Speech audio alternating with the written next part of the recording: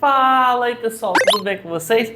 Eu espero que sim. No vídeo de hoje vamos analisar os acontecimentos do episódio 15 de ReZero, beleza? Então, se puderem, já deixa aquele like maroto e se inscreva no meu canal para receberem mais vídeos como esse.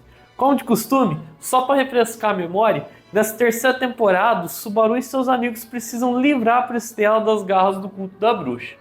Apesar de eles já terem derrotado os bispos da Fúria e da Ganância, restam ainda outras ameaças no caminho, como os bispos da Gula e da Luxúria, que eles devem enfrentar para restabelecer a ordem na cidade. Bom, antes de começar, para quem quiser adquirir, aqui na descrição eu vou estar deixando os links dos volumes adaptados nessa temporada, junto também com outro link para quem estiver interessado em adquirir um computador para games e edição como o meu, beleza? Então entrem lá e confiram. Agora, sem mais delongas, vem comigo, que aqui no Covil a gente não deixa passar nada. Seguinte, o episódio abre na luta do Lai Batenkaitos contra o Otto, Gaston e os Escamas Brancas. Enquanto os nossos heróis davam a vida em seus ataques, o Bispo da Gula lhe parecia apenas estar ali brincando com eles o tempo todo. Isso, de certo modo, também podia se aplicar ao seu irmão, o Roy Alfred, lá na luta contra o Julius e o Ricardo. O garoto que foi capaz de desferir também várias punhaladas críticas no nosso Lobão, ele também tinha demonstrado claros sinais que ele havia devorado o Ilclius, o irmão mais novo do Julius. Vale lembrar, galera, que quando o Bispo da Gula ele devora as memórias de alguém, nem mesmo as pessoas mais próximas as conseguem se lembrar da vítima, tá? Lembre-se disso. Bom, com o desenrolar da luta, o Julius ele acaba então surpreendendo o Bispo com um golpe inusitado. Isso faz com que o vilão ele usasse uma das suas habilidades exclusivas, o Eclipse Lunar. Na mesma hora, após então aumentar a sua força e habilidade, o Roy então ele devolve o golpe na mesma moeda e manda o Julius lá para longe, conjurando logo na sequência 2 dragões de água. O Ricardo ele fica ali perplexo de ver que aquele pirralho ele dominava não só espadas, como também artes marciais e até magia. Após o nosso Homem-Lobo então conseguir anular o golpe, o Julius ele também se mostrou surpreso com as habilidades dele. Ele, inclusive, até chega a indagar o Bispo do porquê que alguém tão talentoso como ele não usava suas habilidades para o bem. O Roy, então com ar cínico, ele começa a usar as memórias do irmão do Julius para atormentar o Cavaleiro. Ele chega até a mencionar um episódio da infância deles que deixa ali o Julius incomodado. Ele podia se lembrar do evento, mas ele não conseguia enxergar o rosto exatamente daquela pessoa ao seu lado. Incomodado com aquilo, o Cavaleiro então ele fala que ele não estava entendendo nada. E numa ação precipitada, ele resolve partir com tudo contra o Bispo. A cena se encerra com um deles ali sendo atingido, espirrando sangue.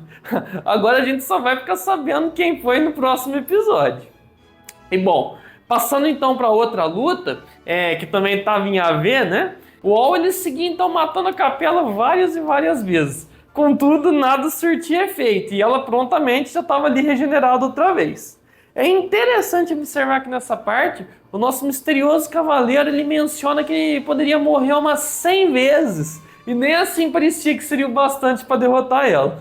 Ele até pergunta para a Bispa se ela não temia morrer. Porque nas palavras do All, isso era uma experiência assustadora e dolorosa. Principalmente na primeira vez. Que conversinha suspeita, hein? Cada vez está mais escancarado que ele de algum jeito consegue voltar no tempo, né? A Capela então estranhamente feliz ao ver que seu adversário de fato estava se esforçando para derrotá-lo, o que para ela era uma manifestação de amor, ela resolve então ser mais incisiva e se transforma em um dragão, como a gente já tinha visto alguns episódios atrás. Nesse momento, o All, que coincidentemente já parecia esperar por tudo aquilo, ele bate o pé e ativa então uma armadilha que já havia instalado ali e detona com o prédio. Antes de desmoronar por completo, ele se atira na água das galerias e ele então foge em segurança. No momento que ele volta para a superfície, quando a gente pensa que ele ia finalmente tirar o elmo dele e mostrar o rosto, eis que a Anastácia surge e diz que ele não precisava ficar acanhado. Surpreso, obviamente ele dá aquela desconversada e desculpa clássica, né? Que ele era muito tímido. Francamente, galera, nessa altura, quem ainda acredita nisso? Enfim, né? A candidata real revelou que não esperava que o prédio fosse ser destruído, mas disse que estava feliz por vê-lo bem, né? Não obstante, o UOL ainda ele me solta que, no fundo, ele acreditava ter sido esmagado umas 3 vezes no processo. Ok, Arthur, acho que a gente já entendeu. Félix, que também já estava salvo, ele se junta aos dois e pergunta sobre a capela. Basicamente, ele explica o óbvio, diz que muito embora ela tenha sido soterrada, era bem óbvio que ela devia ter sobrevivido. E bem, aqui acontece algo que chama atenção. Ao concordar que a capela dificilmente teria morrido, o Félix ele acaba contando que a vilã de fato, né, ela tinha conseguido se recuperar mesmo depois da Anastácia explodir o seu rosto com magia. Assim que o Owen escuta isso, ele então já saca sua espada contra a Anastácia e pergunta quem ela era. Pra quem não sabe, era suposto que a garota não fosse capaz de usar magia. O Félix, vendo a coisa então ali escalonar, ele acaba entrando no meio e impede que algo pior acontecesse. Mas tão logo que os ânimos então se acalmam, eis então que a capela surge na forma de um ratinho ali e pergunta se eles não iam começar a se matar. Os três assustados, então eles voltam sua atenção para o animal. E logo outros ratos ali vão se incorporando até que de uma forma grotesca a Bispo então assumisse a sua forma de sempre. O Walk ele já estava mais que pronto para enfrentar ela. Só que a capela ela revela que agora ela não estava mais disposta a continuar não. Ela já tinha alcançado seus objetivos. A Anastácia até chega a indagar se era isso que o Gospel tinha ordenado que ela fizesse. Só que a Bispo ofendida, ela dá a entender que na prática ela só fazia as coisas que ela bem entendia. O amor que ela sentia por eles, né? Amor, era real. O Félix, enojado ali com a visão de mundo distorcido da Bispa, ele acreditava que se eles a eliminassem, talvez a Crush ela ainda pudesse se recuperar. Só que a capela, na maior frieza do mundo, ela joga na sua cara que mesmo que ela morresse, o sangue do dragão ia continuar fluindo na Crush. Então, se você fosse pensar que ia mudar alguma coisa matar ela, era pura tolice. Assim, antes de partir, a vilã então chama alguns Demi-Majus, né, para lhes fazer companhia. O trio, que literalmente foi obrigado a dar no pé para não ficar cercado, acaba recebendo então a ajuda inesperada e providencial do Reinhard. Uma vez livre após derrotar o corpo reanimado da Teresa, né, no episódio passado, o mestre de armas, visivelmente ainda abalado, ele não se furtou das suas responsabilidades. E no único golpe, então, ele eliminou todas as criaturas, salvos pelo Bongo. Bom, voltando agora para a batalha com o Lai Batenkaitos, o bispo, que continuava ali brincando com a comida, ele chama a atenção do Otto, principalmente após ele ouvir do Gaston que as suas habilidades eram de alguém que havia treinado duro. Nosso comerciante, basicamente, ele vai ali junto os pontos e ele meio que começa a entender como que a autoridade da Gula então funcionava. Para um garoto tão jovem que nem ele ter tanta experiência em luta, era mais que óbvio que ele estava absorvendo ela das outras pessoas que ele comia. O bispo, então, só pelo olhar do Otto, ele percebe que ele tinha sacado seu segredo. E por mais que ele tentasse negar, já era inútil. O Batenkaitos, que literalmente estava então em cima de um dos guardas que ele havia rendido, ele pronuncia o seu nome e ele lambe a palma da mão esquerda. Ele lambia da direita, tá? Mas corta isso. Nessa hora, ainda que o nosso herói ele perguntasse ao Dimas quem era aquela pessoa, nem mesmo o próprio líder das Escamas Brancas conseguia responder. O seu nome e as lembranças de todos que o conheciam haviam sido completamente apagados do mundo. Agora, mais claro que nunca, o Otto então, ele tem certeza que o Bispo da Gula devorava as memórias e ganhava as habilidades das vítimas. Assim sendo, ele pede para que então ninguém o chamasse pelo seu nome. E ele acusa o Bispo então de estar ali ganhando tempo para extrair informações e meio que preparar a mesa. O engraçado, né, é que de fato ninguém sabia o nome do Otto. Só que ele era um oficial de assuntos internos lá da chapa da Emília. O que deixa ele ao mesmo tempo tanto constrangido quanto aliviado. O Like agora ele decide focar então no comerciante e nas suas saborosas memórias, ele parte para o banquete. Como o bispo ele sabia o nome de todos os alimentos, menos do garoto, eles deviam então ao máximo evitar que eles tocassem com as mãos.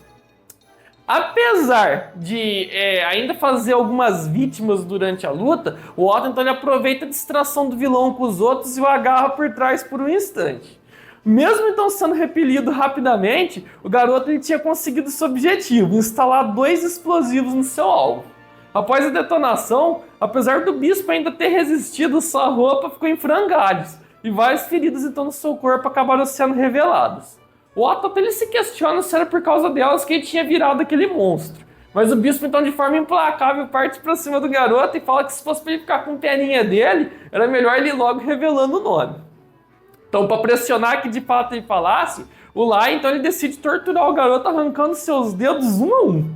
Praticamente sozinho, aquele certamente parecia ser o fim da linha pro nosso herói. Ele só não contava que alguém muito especial ia aparecer e impedir o pior. Beatrice. Ela, do alto do prédio, ela força então o bispo a se afastar com seus disparos mágicos. Sim, ela finalmente estava de volta ao jogo. Enquanto a Beaco e o Otto então conversavam sobre o oponente, quase que o garoto acaba entregando o nome dela. No entanto, isso já não importava mais. O Batenkaitos, como provocação, ele incorpora a personalidade de uma certa figura conhecida e chama a Beatriz pelo nome, né?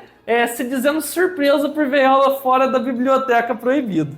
Basicamente, tanto o Otto como a Beaco ele suspeitava a mesma coisa. E tudo que o bispo fez foi só confirmar os temores. Com todas as palavras, o Lars se identifica com a Marren e completa que ele aguardava ansiosamente que o seu herói, o Subaru, viesse o julgar.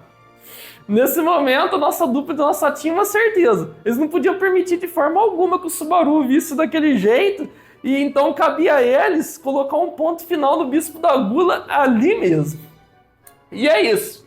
Mais um episódio então chega ao fim. Lembrando que até agora a gente viu dois bispos da Gula. O Roy Alfred, que ele representa o aspecto bizarro da Gula, né? E ele ataca qualquer um de forma indiscriminada. E o Lai Batenkaitos, que ele representa o aspecto gourmet. E ele é do tipo que valoriza a qualidade das refeições, não quantidade.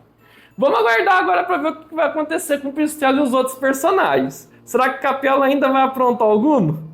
O jeito é a gente então ficar ligado no próximo episódio, que por sinal também é o último, pra gente saber qual que vai ser o desfecho dessa temporada. Galera, se vocês então gostaram desse vídeo, não se esqueçam de verificar o like e a inscrição no canal. É muito importante, tá? E por favor, comentem o que vocês acharam desse episódio ou o que vocês esperam ver pro próximo, tá bem? Dito isso, eu vou ficando por aqui. Um forte abraço e fui!